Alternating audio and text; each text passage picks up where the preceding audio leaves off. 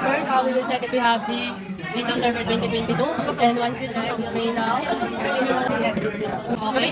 And turn Windows Server and the password you have to is 2023. And once you check, now it should be have the check. And click OK. And once you confirm that search the Hyper-V manager. And you may run as administrator. Put the password you have seen and 2023. And you may now click yes. And you can maximize it. You can now create new virtual machine. And after you begin, you may click next and type your name.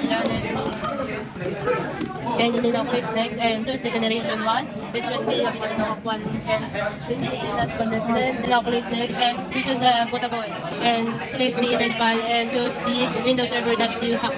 And you may now click next and confirm. You will see your name here and click finish and wait for the message that whether it has already created and click connect.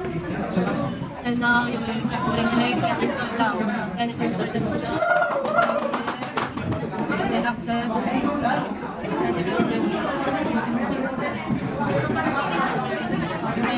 and you may now mouse down.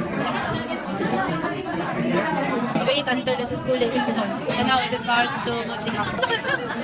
Then you can ready to connect. And you will start connecting. And once it shows the administrator, you will enter your